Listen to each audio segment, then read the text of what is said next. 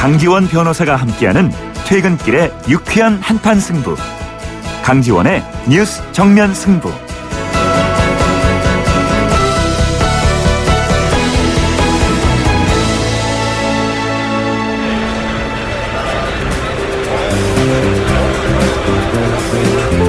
그들의 이야기가 아닌 우리, 진짜 우리들의 이야기를 들어봅니다. 시장에서 만난 오늘의 민심, 시장의 소리. 안녕하세요. 여기 망원시장에 야채를 사러 왔어요. 김윤자입니다. 세우는 게 좋죠. 전력이 풍부하면은 우리가 일단은 좋잖아요. 우리나라도 이제 전력이 아마 모자랄 것 같아요. 선진국 같은 경우에 전자 원자력 발전이나 뭐 그런 걸 세우는 걸 굉장히 원하잖아요. 크게 그렇게 반대할 입장은 아닌 것 같아요. 우리도 선진국을 따라가야 될 것 같아요. 우리나라의 경제력도 좀 높이고 또 우리의 생활의 질이 좀 풍부해지잖아요.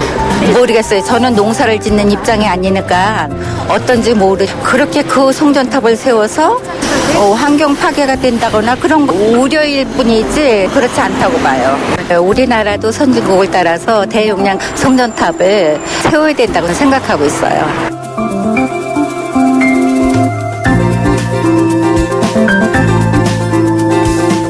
네, 뉴스 정면 승부 매일 3부에서는 진짜 민심이 들리는 곳 시장에서 여러분들의 목소리를 듣고 있죠. 오늘 시장의 소리는 방금 전 2부에서 다루었던 내용입니다. 밀양 송전탑 건설 문제와 관련해서 말씀을 주셨는데 망원시장에서 만난 김윤자 씨의 의견이었습니다. 주변 선진국들은 송전탑 건설에 적극적이고 우리도 선진국을 따라서 송전탑을 세울 필요가 있다는 입장이셨고 농민의 입장이 아니라 이해하지 못하겠지만 송전탑이 환경 파괴의 원인이라고 보지는 않는다는 말씀을 주셨습니다. 다양한 의견 중에 한 가지이죠. 다른 의견을 가지신 분도 계실 겁니다. 그리고 오늘 뉴스 정면 승부에서는 청취자 여러분들께 이런 질문을 드렸죠. 문창국 국무총리 후보자의 식민사관 발언 어떻게 생각하십니까? 6477님께서는요. 논란이 될 만한 발언입니다. 총리로서 적합하지 않은 인물이라는 게 들통났네요. 라는 표현을 쓰셨군요. 3973님께서는요. 청문회 제도가 지금보다 더 강화돼야 한다고 생각합니다. 국무총리가 무슨 동네 이장도 아니고 말입니다. 철저한 검증이 필요합니다. 라고 적어 주셨습니다. 네, 아직 의견 주시지 않으신 분께서는 짧은 문자 50원, 긴 문자 100원의 유료 문자입니다. 우물정 0945번, 우물정 0945번을 보내주시고요. YTN 라디오 어플리케이션 예스의 게시판을 활용하셔도 됩니다. 추첨을 통해서 정통시사 주간지, 주간 경향 보내드리도록 하겠습니다. 3부 들어갑니다. 수려한 강을 여행한다면 1번, 2번. 어떤 여행을 하실 건가요? travel.koreanair.com에서 당신의 여행 타입을 테스트해보세요. Excellence in flight. Korean Air. 퇴근길을 함께하는 냉철하고 따뜻한 뉴스 정면 승부. 뉴스 정면 승부는 여러분의 참여를 기다립니다. 50원의 유료 문자 샵 0945와 YTN 라디오 스마트폰 어플리케이션 예스를 통해 여러분의 의견을 보내주세요. 뉴스 정면 승부는 여러분의 의견에 항상 귀 기울이고 있습니다. 네, 브라질 월드컵 개막식이 내일입니다. 하루 앞으로 다가왔죠. 다음 주에 있을 러시아와의 첫 경기를 앞두고 대한민국 대표팀 훈련에 매진하고 있다고 합니다. 그래서 오늘 뉴스 정면 승부 3부에서는 축구 전문가들에게 미리 2014년 브라질 월드컵 이야기 들어보는 시간 마련했습니다. 먼저 2002년 한일 월드컵 때의 주역 중에 한 분이시죠. 김병지 선수, 전남 드래곤스 소속입니다. 전화 연결해 하겠습니다. 안녕하세요. 네, 안녕하세요. 네, 우리 김병지 선수 하면 아주 명골 키퍼이셨죠. 예. 네, 지금 아직도 현역으로 뛰고 계시는데 체력이 아주 지금도 단단하신 모양이죠?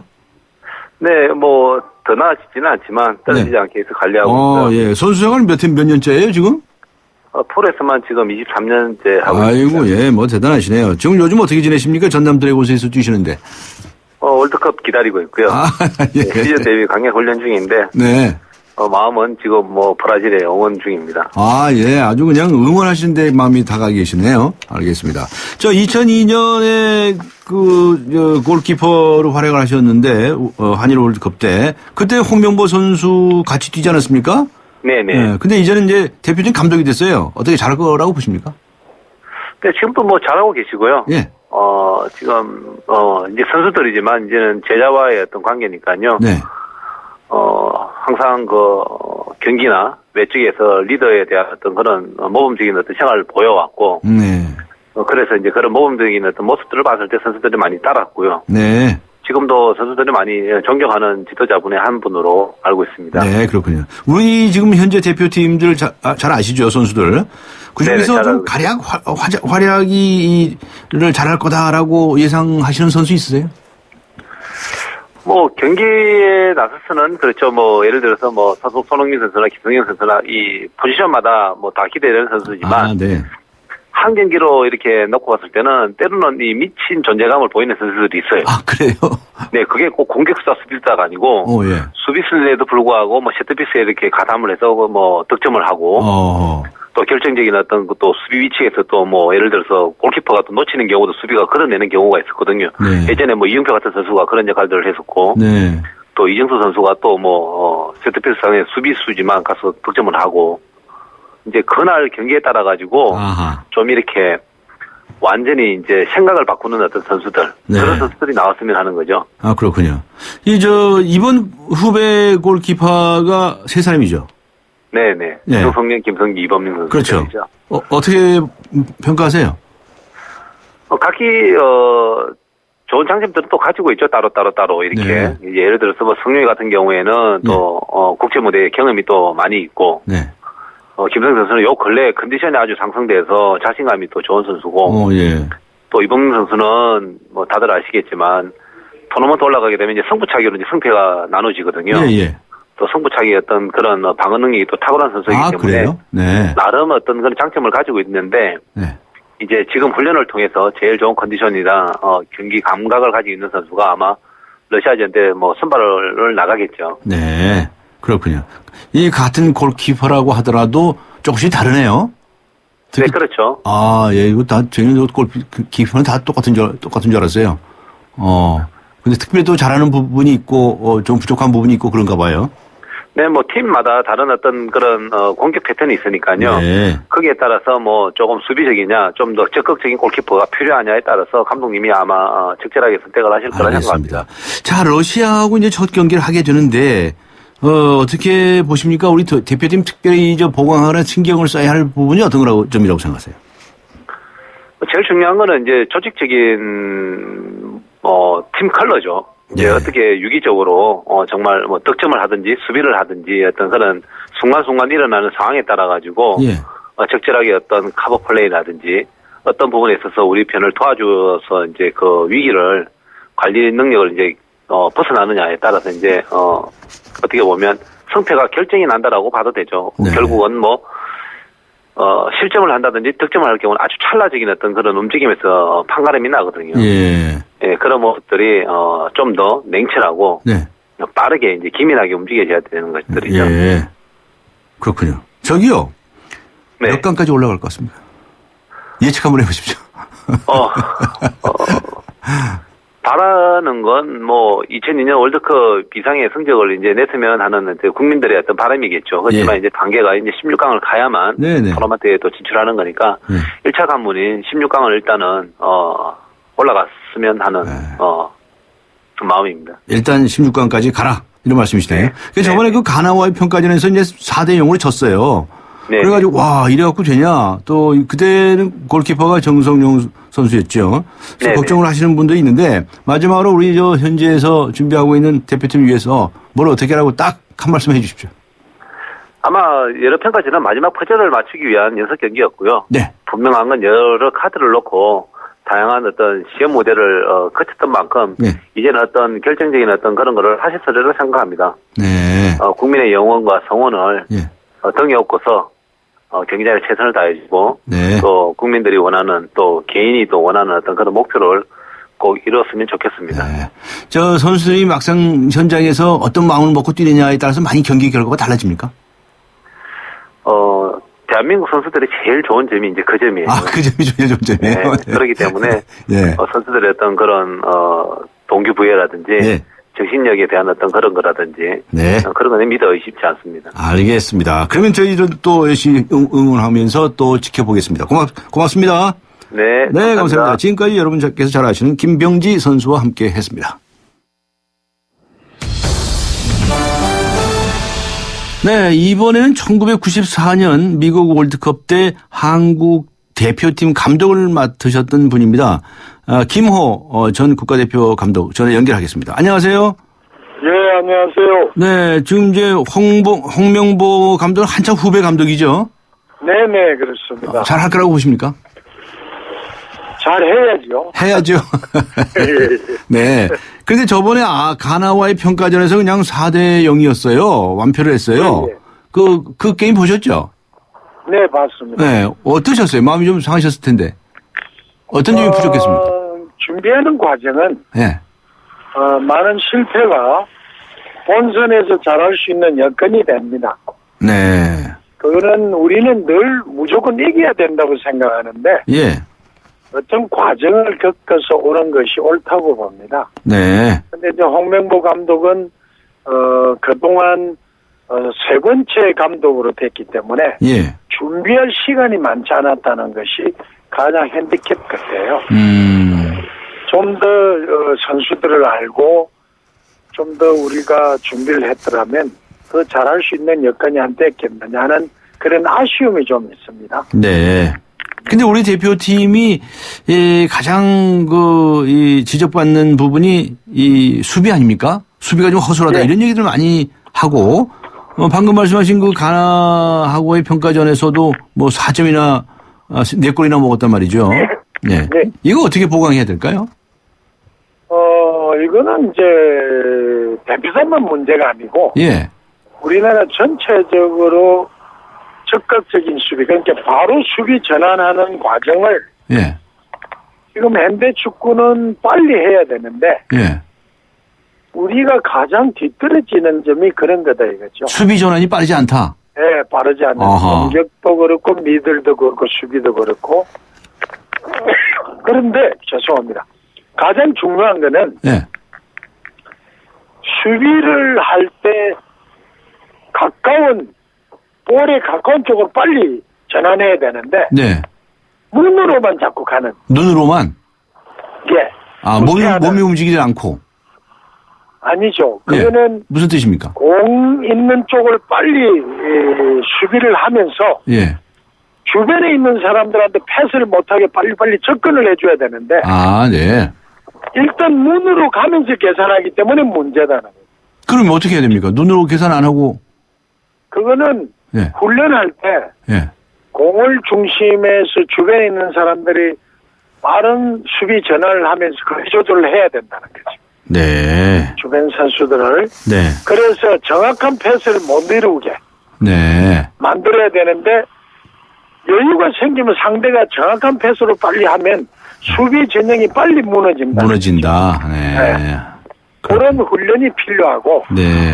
이제 그것도 초중고부터 이게 세계적으로 축구를 따라가려면 어떤 전체적인 밸런스가 만들어져야 되는데 그런 것이 우리는 좀 늦다는 것이 참 큰 핸디캡 같아요. 네. 이제 첫 경기를 러시아하고 하게 되거든요.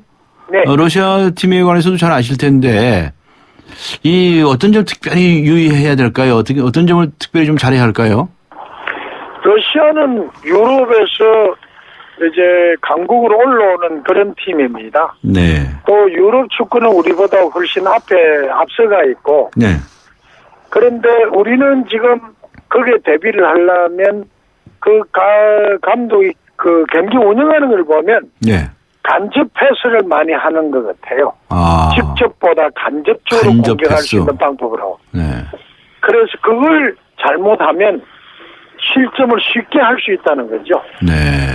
그러니까 모든 걸 홍명보 감독 감지하고 있겠지만 네. 좀 더 그런 데 치중을 한다면 네. 우리가 저 나은 경기를 할 수 있지 않느냐. 네. 단 러시아는 아주 추운 지방에서 오래 있다 보면 예. 더운 지방에 왔을 때 데미지가 우리보다 훨씬 클 거다는 계산도 한번 해보면 그럴 수가 전반에 있겠네요. 잘 뻗치고 네. 후반에 상대를 유리라는 네. 그런 방법도 있을 거다. 그런 방법도 있겠네요. 알겠습니다. 그리고 저 H조에 속한 나라가 러시아 외에 이제 벨기에도 있고 알제리도 있거든요. 예, 알제리아는 제가 보기에는 좀 아프리카 쪽에 북단에 있지만은 예. 좀 사막지대 쪽에 있다 보면 상당히 순발력 있고 더위 강할 겁니다. 아하. 그 사람들은. 그리고 지금 조직적으로 잘 만들어져 있는 팀 같아요. 네. 단지 월드컵을 많이 안 나와서 그 팀이 약하다고 보지만 그렇지 않습니다. 아프리카 북단은 거의 유럽하고 가깝게 있기 때문에 상당한 수준이 높다고 봐요. 그래서 네. 잘 정비해야 될 겁니다. 그렇군요. 예. 알겠습니다. 실적이 어떻게 벨기에는 예. 벨기에는 어떻게 해야 되는가 하면 지금 이제 뭐 세계 10강에 들어갈 정도로 지금 준비된 팀이거든요. 예. 그거는 이제 선수 개개인이 분석을 해서 모자이크식으로 프레싱을 짜서 타이트하게 해야만이 우리가 훨씬 유리한 조건에서 시합을 할 수 있는데 네. 그것이 굉장히 집중해야만이 우리가 그 시합에서 잘할 수 있을 거라고 봅니다. 알겠습니다. 몇 강까지 올라갈 것 같습니까? 단도직입적으로 한번 말씀해 보십시오. 16강으로 가야죠. 16강 무조건 가라. 네, 우리 국민이 바라는 일단 가면서 그 다음 계산을 해야 될 겁니다. 알겠습니다. 우리 국민이 모두가 바라는 바가 그거겠죠. 예. 네, 수고하셨습니다. 여기서 마치겠습니다. 네, 감사합니다. 지금까지 김호 전 국가대표 감독과 함께 했습니다. 안녕하세요. 초보 운전자 수지입니다. 도로는 무섭고 차는 왜 이리 많은지 엄마야. 그래서 저는 살아있는 친구를 만났어요. 반응형 블랙박스 유라이브. 와, 정말 살아있네. 유라이브. 살아있는 블랙박스 유라이브. 젠틀 스파클링을 만나본 적 있는가? 밀어붙이지 않고 부드럽게, 긴장하지 않고 여유롭게, 밋밋하지 않고 상쾌하게. 이것이 바로 부드러운 거품, 깔끔한 상쾌함. 영국의 젠틀 스파클링 브랜드 슈엡스. 네, 강정호의 뉴스 정면 승부 3부 여기서 마치고요. 잠시 후 4부에서 뵙겠습니다. 서양 고전음악을 완성시킨 천재 작곡가 악성 베토벤. 그의 음악적 잠재력을 일깨워준 사람은 스승인 크리스티안 네페 선생님이었습니다. 네페 선생님은 지루한 이론과 반복적인 연습을 강요하지 않았습니다. 이탈리아와 프랑스, 독일의 유명한 오페라를 감상할 기회를 마련했고 어린 베토벤이 음악에 대해 더 깊이 느끼고 생각할 수 있도록 이끌었습니다. 가르치는 것이 아니라 깨우치는 교육, 아이들의 잠재력을 활짝 꽃피우는 우리 교육의 희망입니다. 이 캠페인은 I am the key, 눈높이 대교와 함께합니다. 강지원의 뉴스 정면 승부. 네, 문창국 국무총리 후보자의 식민사관 발언 어떻게 생각하십니까? 오늘 뉴스 정면 승부가 여러분들께 드린 질문인데요. 짧은 문자 50원, 긴 문자 100원의 유료 문자입니다. 우물정 0945번으로 보내주시기 바라고요. YTN 라디오 애플리케이션 예스 게시판을 이용하셔도 됩니다. 추첨을 통해서 소정의 선물 준비하도록 하겠습니다. 4부 들어갑니다. 더 스펙타클하게 돌아왔다. 쉐보레 러브 패밀리 페스티벌. 쉐보레 전시장에서 이벤트 참여 시 선착순 8,000장의 트랜스포머4 영화 티켓을, 쉐보레 구매 시 스파크 최대 3년 무이자 할부. 말리부, 캡티바, 올란도 최대 3년 1.9% 할부. 홈페이지 또는 전시장 방문 6월 30일까지. Chevrolet. Find new roads. 여러분, 잘생겼다는 말 지금까지 몇 번이나 들으셨어요? 아니, 얼굴 말고요. 우리 모두 이 세상에 잘생겨났잖아요. 서로 잘생겼다 칭찬해 주자고요. 잘생겼다. LDA SK텔레콤. 들어갑니다. 골프존 마켓 2014 골프 대전 선착순 타임 세일에 2월 상품은 369만원 균일가로. 롯데카드 50만원 이상 결제 시 최대 7만원 추가 할인까지. 부담 없이 골프용품 장만할 찬스예요. 6월 13일부터 30일까지 자세한 내용은 매장에 문의. 골프전 마켓. 우리 집 통신 대표 번호 101. TV지를 101로, 인터넷을 101로, 홈보이도 101로, 모두 가입해. CCTV, 맘카도 101로, 다 함께 101. 우리 집 통신은 101로 모두 다 해결해요. LG U+.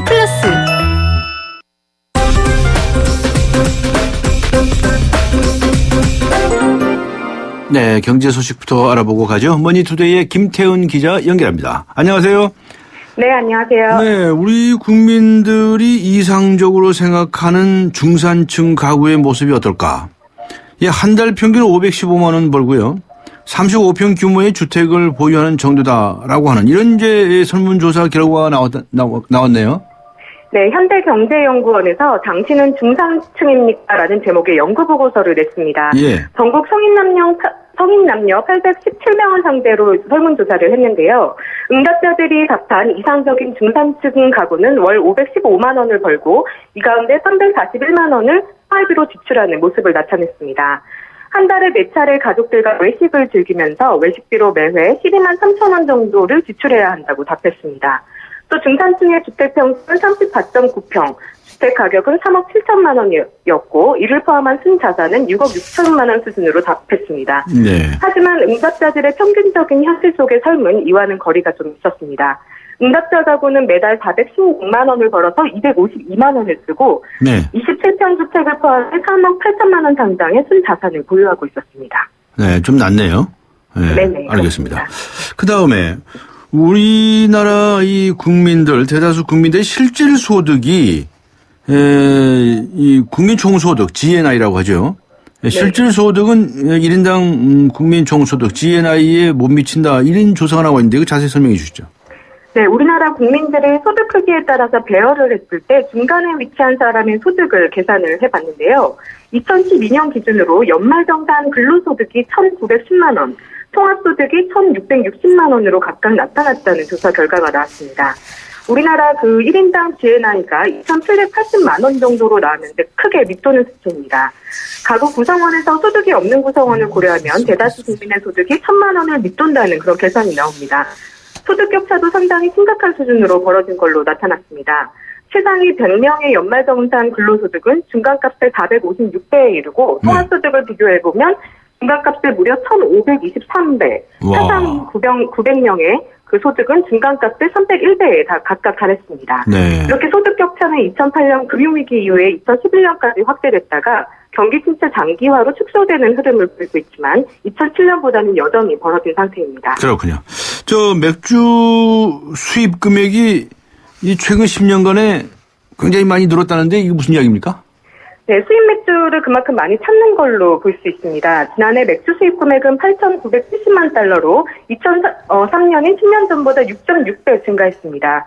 같은 기간 전체 주류의 수입이 1.7배 증가한 비율에 비해서 훨씬 더 크게 증가한 겁니다. 또 국내 성인 한 명당 맥주 수입량은 2003년 한 병에서 지난해 4.8병으로 증가를 했습니다. 맥주 수입 대상국도 27개국에서 51개국으로 확대되면서 다양화했습니다. 한국이 맥주를 가장 많이 수입했던 대상국은 10년 전에는 미국이었지만 2010년부터는 일본이 1위를 차지하고 있고 그 이후로는 네덜란드와 독일, 중국, 아일랜드가 뒤를 잇고 있습니다. 그렇군요. 알겠습니다. 오늘 말씀 여기까지 듣도록 하겠습니다. 수고하셨습니다. 감사합니다. 네, 지금까지 머니투데이의 김태훈 기자와 함께 했습니다.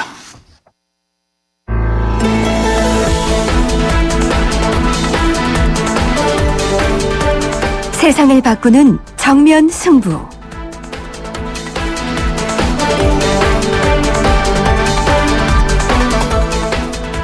세상을 바꾸는 정면 승부. 네.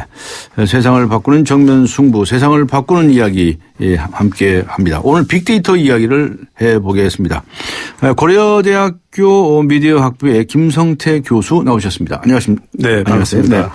빅데이터 오늘 얘기를 해 주실 텐데요. 네네. 또 이제 우리 여러분들께서도 이제 빅데이터라는 얘기 많이 들으셨을 거예요, 그죠? 네. 근데 빅데이터라는 게 정확하게 뭡니까? 설명부터 좀 해주시죠. 예. 네. 제가 이제 밖에서 이제 스튜디오 밖에서 기다리다 보니까 오늘 이 프로그램에서 이제 문창극 총무부장 얘기 많이 하시는데요. 네.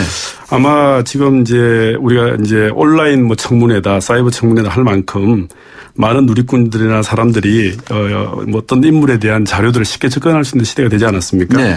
아마 그게 이제 예전에는 없던 이제 컴퓨터의 발달이라든지 뭐 디지털 기술의 발달로 인해서 그 세상의 거의 모든 정보들이 이제 디지털화되고요. 그 자료들에 사람들이 쉽게 접근할 수 있다 보니까 양적으로도 많아지고요. 다양한 데이터, 그다음에 컴퓨터 기술의 발달이 또 어떤 데이터를 또 이 분석하는 속도가 굉장히 빨라졌거든요. 네. 그런 과정들을 통해서 가치 있는 정보를 이제 찾아내는 그런 노력들이 최근에 많이 전개되고 있습니다. 네. 그런 우리가 일명은 그런 어떤 트렌드와 그런 기술 이런 것들을 이제 빅데이터 분석이라고 얘기하고 있습니다. 네. 주로 어떤 분야에서 활용이 되는데요? 다양한 영역에서 지금 활용되고 있습니다. 사실은 이제 그 정치 면에서 보면 이제 미국의 오바마 대통령이 재선 과정에서 보면 이제 트윗을 사용하고 있는 이용자들의 어떤 그런 차별화된 선거 캠페인을 많이 했거든요. 네. 그런 것들이 실제 선거 과정에서 많이 도움이 됐다 이런 얘기도 많이 하고 있고요. 최근 우리나라 뭐 지방선거도 있었지만 뭐 유권자 분석하고 그다음에 실제 유권자들이 상당수 그 SNS를 이용하고 있기 때문에 그런 SNS를 활용해서 이제 선거에서 이제 이용하고 있는 그런 과정 속에서 정치적으로도 많이 이용되고 있고요. 네.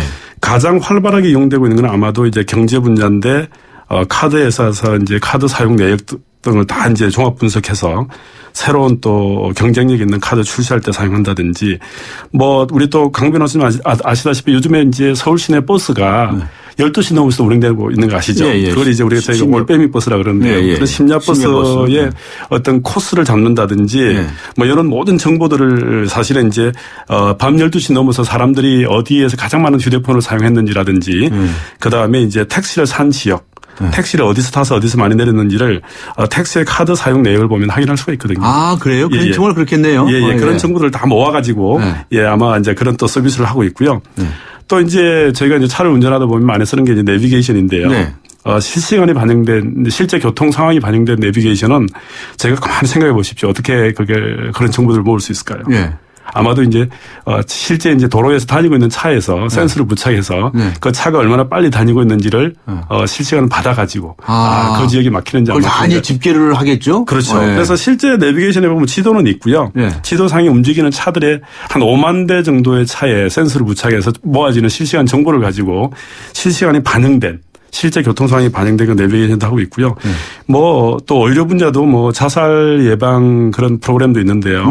실제 삼성병원에서 지금 하고 있는 건데 실제 자살을 했던 환자들의 의료 내역들을 쭉 모아가지고 의료 내역을요? 그렇죠. 그래서 이제 실제 현지에 치료받고 있는 환자들 중에서 그런 어떤 그 성향을 보인다든지 이런 거를 좀 찾아내가지고 자살을 예방할 수 있는 그런 또 프로그램을 만들고 있습니다. 어떤 경향성 같은 거 이런 걸 발견할 수가 있겠네요. 그렇죠. 왜냐하면 자살을 한 환자들의 이제 보여지는 공통적인 특징들이 있지 않습니까? 그런 것들이 이제 뭐 수만 건의 이제 환자들의 정보를 다 모아보면 아마 그런 패턴을 찾을 수 있습니다. 그런 과정 속에서 이제 우리 사회 다양한 영역에서 사용되고 있습니다. 네, 그렇군요. 참 말씀하신 걸 들어보니까는 이 방대한 그 자료들이 컴퓨터를 통해서 다 집계가 되고. 그렇죠. 그것이 이제 새로운 생산을 하는 데 있어서 다 자료로 활용이 되겠네요. 예. 그런데 이제 꼭 재밌는 게 뭐냐면 비밀이 없는 세상이죠. 그렇습니다. 지금은 이제 비밀이 없고요. 지금 방송하고 있는 것도 나중에 다 누구나 이제 접근해서 볼 수 있는데요. 이게 사실 빅데이터라는 용어가 요즘에 많이 이용되고는 있지만 실제 역사적으로 보면 우리나라 역사만 봐도 이제 허준 그러면 어떤 책이 저희가 보통 알고 있습니까? 통일보감. 그렇죠. 그다음에 김정호 그러면 이제 대동여지도 이렇게 제가 알고 있는데요. 뭐 김정호 같은 경우도 대동여지도를 만드는 과정 속에서 저희가 뭐 역사 기록을 보면 뭐 30번 이상을 한반도를 돌아다녔다. 이런 기록이 있는데 사실 그 당시에 차도 없던 시절에 어떻게 그런 한반도를 전역을 30분 이상을 돌아다닐 수가 있겠습니까? 그래서 이제 김정호 같은 이제 우리 성각자도 사실은 지도를 그리는 과정 속에서 실제 한반도를 도는 횟수는 그렇게 많지 않다. 그러나 이제 방문하는 고을에 있는 그 오래된 자료들 있지 않습니까? 뭐 관청에 있는 자료들, 그 자료들 속에는 분명히 그 근처 산의 어떤 모형이라든지 그다음 전답의 지형이라든지 이런 게 다 있지 않습니까? 그럼 돌다 보면 그런 자료들을 다 모아가지고 한반도에는 거의 모든 지역의 자료들을 다 모으면 본인이 직접 가보지 않고서도 그런 지도를 그릴 수 있겠죠. 네. 그런 게 이제 데이터 분석이라고 볼 수 있습니다. 그런 게 이제 확장된 형태가 요즘에 이제 빅데이터 분석이다. 이렇게 네. 제가 얘기할 수 있겠네요. 알겠습니다. 예, 예. 저 세월호 참사와 관련해서도 그럼 이런 빅데이터를 적용을 해서 네네. 뭐 여러 가지 경향성이라든지 이런 것들을 분석해 볼 수도 있겠네요. 예, 그렇습니다. 그렇습니까? 제가 이제 아주 손쉽게 요즘에 빅데이터 분석을 할 수 있는 그런 프로그램이 좀 있거든요. 네. 그래서 그렇지 않아도 이제 방송에 제가 인터뷰 요청을 받고 네.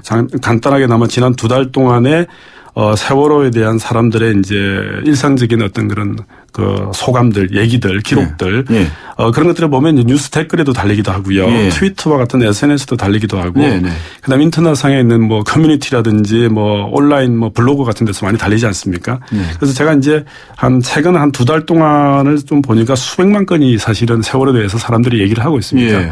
이 얘기들은 사실은 인터뷰도 아니고요. 사람들이 자기의 어떤 공간, 예전으로 치면 우리 일기장이죠. 네. 일기장과 같은 공간에서 썼기 때문에 굉장히 솔직한 기록이라고 보여지고요. 네. 그 중에서 제가 이제 오늘 위해서 이제 한 220만 건의 사람들의 기록, 일상적인 기록을 이제 분석을 해보니까 뭐 다양한 얘기가 나오는데 뭐 누구나 예상할 수 있겠지만 이 세월호 사건은 예전에 뭐 산풍이라든지 성수대교는 달리 어린아이들이 많이 또 희생당했고요. 네. 그 과정 속에서 2달 동안 단 한 명의 구조자도 없는 그런 아주 슬픈 그런 사건이었지 않습니까? 네. 그러다 보니까 제일 많이 나온 그런 얘기들이 사실은 이제 뭐 이런 얘기입니다. 참사, 네. 눈물, 분노, 그다음 자식이라는 단어도 굉장히 많았고요. 그다음 현 정부의 이제 좀 약간 늑장 대응이라든지 뭐 정부의 어떤 과오, 뭐 이런 얘기가 많았습니다. 특히 또 이제 사람들의 얘기 속에서 보면 사람들의 감정을 보여줄 수 있는 감성어 어워드죠. 이제 형용사라고 얘기되는 감성 키워드를 좀 살펴보니까. 뭐 분노한다, 놀랍다, 눈물 난다, 답답하다, 충격적이다, 아프다, 슬프다 이런 단어들이 수백만 건의 사람들의 기록 속에 있다는 얘기는 네. 아마 저희가 이제 지난 2달 동안 세월호가 가진 우리 대한민국의 국민들의 심정을 아마 보여줄 수 있는 그대로 드러나는군요. 그렇죠. 네. 그런 것들을 저희가 그런데요. 220만 건을 분석하셨다는데요. 네네. 그 220만 건이나 많은 건을 어떻게 분석하십니까? 사실 그래서 아까 제가 빅데이터가 뭔지 얘기했을 때 그 220만 건의 데이터를 이제 컴퓨터가 네. 공통된 단어를 쫙 뽑아냅니다. 그래서 가장 많이 등장한 단어가 뭔지, 네. 가장 많이 등장한 사람들의 이제 감성어가 뭔지, 그래서 이제 말씀드린 게 뭐 놀랍다, 눈물 난다 이런 네. 얘기고요. 그렇군요. 그와 더불어 제가 이제 또 궁금해서 뭐 하고 싶다, 뭐 되고 싶다 이런 쉽다라는 단어는 사람들이 많이 쓰는 표현이지 않습니까? 예, 그렇습니다. 쉽다라는 표현은 사람들이 뭐 어떤 감정의 표현인데 최근에 가장 많이 등장하는 단어들이 뭐 죽고 싶다, 사라지고 싶다 이런 거 뭐냐면 우리 사회에서 사람들이 지금 이런 어떤 충격적인 사건 속에서 트라우마 얘기도 많이 하는데요. 네네. 실제 그 트라우마가 유가족도 있고 실제 피해자도 있지만 그걸 바라보는 우리 국민 한 사람 한 사람 가슴 속에 다 그런 트라우마들이 좀 있지 않나라는 것들이 이런 분석을 통해서 좀 드러난다고 볼 수 있겠습니다. 아, 그렇군요. 예, 예. 정말 비밀이 없겠네요. 쫙 숫자로 경향을 그대로 설명을 해 주시면 그렇습니다. 그 예전에 보면 있겠네요. 뭐 저희가 모든 건물들이 담이 있지 않습니까? 예. 요즘에 이제 건물들 다 담을 허물었잖아요. 예. 그러니까 그 뭐냐면 이제 딱 공개한다는 거죠. 네. 그러니까 정부에서도 이제 지금 공공 데이터 공개법이라 그래서 모든 뭐 정부의 데이터를 이제 공개하는 걸 원칙을 하고 있는데 저희가 OECD 국가 중에서는 이제 공개된 정보의 이제 정도가 좀 낮은 편인데 최근 현 정부에서도 이제 공개를 하려고 그러고요.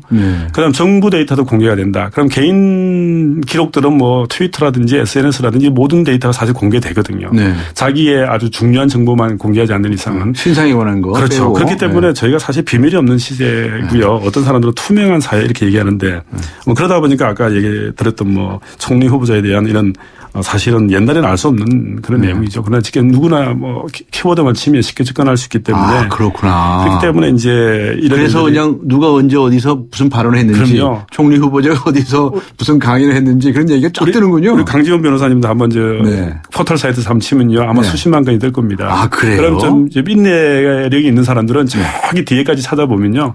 보통 사람들은 앞에서 끝나지만 그런 사람들은 뒤에서 찾을 수 있습니다. 다양한 내용들을. 네. 그렇군요. 이번에 그 세월호 참사와 관련해서 네네. 앞에 말씀하신 것처럼 뭐 분노, 뭐 눈물 여러 가지 말씀하셨는데 아마도 이번에 그 도주한 선장이라든가 승무원이라든가 또는 뭐 구원파, 유병헌 일가 뭐 이런 얘기들도 굉장히 많았을 것 같은데요. 예, 그렇습니다. 이제 한 220만 건의 그 내용 중에 예. 지금 그런 단어들이 많습니다. 그래서 뭐 오보도 많습니다. 사실은 오보, 네. 뭐 기자 얘기도 있고요. 사실 그 언론사들이 보도하는 과정 속에서 실수했던 그런 내용들도 많이 아쉽다라고 네. 올라오고 있고요. 네, 네. 그 다음에 이제 그 유명한의 어떤 구원파 키워드도 많이 등장하고 있고요.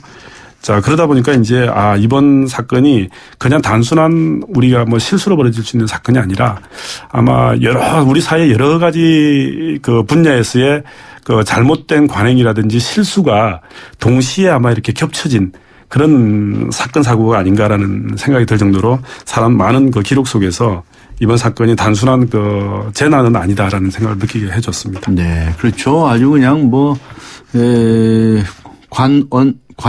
민관 그렇죠. 유착부터 시작을 해서 뭐 한두 가지 나이랄 관피아 얘기도 나오고 있고요. 예, 뭐 나이랄 시간도 없는데 하여튼 그런 복합적인 그런 이제 원인으로 그렇습니다. 이런 큰 참사가 이루어졌는데 그걸 빅데이터로 분석을 해보니까 여실히 드러난다 이런 말씀이시군요. 네, 그렇습니다. 네. 언론 보도의 아쉬움 같은 것들도 이렇게 드러납니까? 예, 거기 보면 이제 저희 그 키워드 중에 그 보도에 대한 얘기가 많습니다. 예. 사과에 대한 얘기도 있고요. 사과. 그다음에 기자들의 실수 뭐 이런 얘기도 많았는데. 그런 것도 있어요? 기자 예, 실수. 그런 키워드가 나옵니다. 예, 뭐 저희 대표적인 게 이제 방송 중에 뭐 기자가 방송하다가 뭐 웃었다든가 그런 거라든지. 예. 그다음에 이제 기자가 질문하는 과정 속에서 이제 동료 그냥 같은 학생이죠. 학생의 사망 소식을 전하면서 어떻게 생각하느냐 물었다든지. 그 다음에 이제 뭐 다양한 그 오보에 대한 그런 얘기들을 많이 나오는데요. 저도 이제 미디어학부에서 학생들을 가르치는 입장에서 정말 이와 같이 정말 중요한 재난 사고에서 그 속보, 뉴스의 가치는 뭐 속도전이 되게 중요하다라는 얘기를 하지만 과연 이런 사건에서 팩트를 확인할 시간도 없이 속도에 쫓아서 가야 되는가 이런 실수하죠. 그렇죠. 그런 부분에 대한 고민을 좀 해볼 수 있고요. 그 다음에 어쩌면 300명 이상의 희생자가 났지만 실제 그 피해자 유가족들 상당히 많았는데 그 유가족들의 어떤 인권이라든지 프라이버시라든지 이런 것들을 좀 고려해야 되는 상황이 아닌가. 뭐 언론사적으로 말하면 이런 거죠. 뭐 특종은 해야 되겠죠, 당연히. 그러나 낙종을 하더라도 유가족들의 인권을 보호해주는 기자면 사실 더 좋은 게 아닌가라고 할 정도로 좀 인간적인 그런 부분에 있어서 상당히 고민했어야 되는 그런 것들을 저희가 한번 고민하게 만드는 그런 이번 재난 사고가 아닌가라는 생각이 들고요. 그런 면에 있어서 뭐 초기에 뭐 전원 구조되었다라는 오보라든지 사망자 수, 실종자 수가 뭐 이렇게 계속 바뀐다든지 이런 다양한 것들을 좀 봤을 때 이와 같은 재난 사고 같은 경우는 좀 이렇게 언론사에서 좀 이렇게 좀 할 수 있는 그런 어떤 가이드라인 같은 것들을 좀 확립할 수 있는 그런 계기가 되었으면 하는 그런 생각도 해봤습니다. 네, 말씀 중에요. 속보가 들어와서 한 가지 전해드리겠습니다. 국무총리실에서 악의적인 보도를 지적하고 책임자로 법정 대응하겠다. 이런 이제 내용을 내놨네요. 악의적인 왜곡 내용만 부각이 되고 있다라고 하는 그런 이야기가 나왔다는 말씀을 속보로 전해드립니다. 방금 이제 또 보도 얘기가 나왔는데 지금 우리가 마침 언론 얘기하고 있는데. 그렇죠. 이거 속보 얘기를 하는데요. 속보를 하다 보면 실수를 할 수 있겠죠. 자, 근데 우리 사회가 가끔은 빨리 가야 되는 일도 있지만 가끔은 또 천천히 가면서 뒤를 돌아봐야 되는 일도 있거든요. 아마 정부에서도 이제 총리후보를 빨리 지명하는 과정 속에서 빨리 가는 것도 중요하겠지만 천천히 보는 것도 중요하고요. 언론사에서 또 어떤 인물을 검증할 때도 철저하게 검증하는 게 중요하지 않을까 생각도 하게 됩니다. 요즘에는. 그 방금 말씀을 듣다 보니까 그런 검증하는 것도 옛날부터는 많이 편해졌을 것 같아요. 이 빅데이터를 활용을 하면 어디 가서 무슨 일을 하고 다녔는지, 그렇습니다. 무슨 발언을 하고 있는지 쫙 적나라하게 다 드러나잖아요. 예, 그렇습니다. 근데 그 과정에 그러다 보면 또 이게 데이터가 나에 대한 모든 정보들이 다 이제 밝혀진다 생각하면 또 개인정보 보호와도 또 이게 부딪히는 면도 있거든요. 그래서 이게 뭐 쉬운 문제는 아니지만 잊혀질 권리 이런 걸 주장하시는 분들도 있고. 그렇습니다. 뭐 제가 온라인상의 내 기록에 대한 모든 것을 관리할 수 있어야 되지만 또 내 기록에 대한 모든 걸 지울 수 있는 권리가 있어야 된다는 게 지금 이번에 그렇지 않아도 유럽에서 유럽 사법재판소에서 처음으로 잊혀질 권리를 구글에 대해서 인정을 했습니다. 판례로. 네네. 그래서 조만간에 우리나라에서도 이게 이제 법적으로 좀 제도화되지 않을까 생각합니다. 네, 그렇군요. 예. 아, 참, 빅브라더가 생각나네요. 맞습니다. 네? 예. 이게 다 자신의 신상의 비밀적인 걸 외에는 다 공개가 되면 그걸 다 수집을 하면 아, 저 사람 어떤 생각을 한 사람, 어떤 말을 하고 다니는 사람이 다 드러나는 그렇습니다. 좀 비밀 없는 세상이 된다. 그러니까 정보가 공개되면 좋은 점도 있지만요. 공개되면서 또 프라이버시라는 빅브라더 얘기도 하셨지만 이게 또 아주 극단적으로 보면 개인의 인권을 크게 또 침해할 수 있는 요지가 많거든요. 그런 어떤 그 밸런스가 상당히 중요하지 않나라는 생각입니다. 바르게 살아야 되겠네요. 그렇습니다. 네. 올바르지 않은 생각을 하고 말 함부로 했다가는 다 들통나게 돼 있네요. 아, 그것이 참 이 어마어마한 새로운 이제 문명 시대에 우리가 살고 있는 것이 아닌가 싶습니다. 하여튼 많은 교훈을 정말 큰 교훈들을 이번 세월호 참사가 남겨줬다고 해야 되지 않겠습니까? 예. 그래서 저는 이번 재난 사고가 이게 단순한 반복되는 사고로서가 아니라 뭐 성수대교도 있었고 삼풍백화점도 있었지만 이게 우리 사회에 좀 구조적이고 맥락적으로 바라봤을 때 우리가 우리 사회 전체가 뭐 정부 당국은 정부 당국 그다음에 이제 기업은 기업 국민 한 사람 한 사람도 구조적이고 맥락적으로 좀 이렇게 해서 이런 사고가 다시는 좀 반복되지 않도록 우리 모두가 노력을 해야 되지 않을까라는 생각이 듭니다. 오늘 고맙습니다. 나오셔서. 네. 지금까지 고맙습니다. 고려대학교 미디어학부의 김성태 교수와 함께 했습니다. 안녕하세요. 초보 운전자 수지입니다. 도로는 무섭고 차는 왜 이리 많은지 엄마야. 그래서 저는 살아있는 친구를 만났어요. 반응형 블랙박스 유라이브. 와, 정말 살아있네. 유라이브. 살아있는 블랙박스 유라이브. 한때 보리 하나로 콜라와 싸워 전설이 되신 분이 계셨지. 국내 최초 보리 탄산음료로 콜라의 아성을 흔들었던 맥콜. 전설을 맛보리 맥콜. G3를 가장 멋지게 꾸미는 법. 그냥 둬. 버튼 없는 바디, 메탈릭 스킨, 꾸미지 않아도 멋진 디자인. 심플, 그 새로운 스마트. LG G3. 아이언2를 가졌다. 세상에 없던 메탈릭 컬러를 가졌다. 당신이 디자인한 시그니처를 새겼다. 마침내 세상 단 하나뿐인 폰을 가졌다. 단언컨대 가장 개인적인 메탈 베가 아이언2. 네, 강전의 뉴스 정면 승부. 오늘 청취자 여러분들께 이런 질문을 드렸었죠. 문창국 국무총리 후보자의 식민사관 발언 어떻게 생각하십니까? 네, 적절하지 않은 발언이다라고 하는 분들이 많이 계셨고요. 과거의 실수를 반성한다면 괜찮다라는 옹호의 의견도 있었습니다. 오늘 의견 보내주신 분들께 감사의 말씀을 드리면서 휴대전화 뒷자리 7373번님께 소정의 선물 준비하도록 하겠습니다. 네, 지금까지 프로듀서 신아람, 기술감독 안홍진, 이한님, 그리고 작가 황순명, 강혜연, 진행의 강지원이었습니다. 오늘 6월 10일 목요일 순서 여기서 모두 마칩니다. 청취해 주신 모든 분들께 감사의 말씀을 드립니다. 안녕히 계십시오.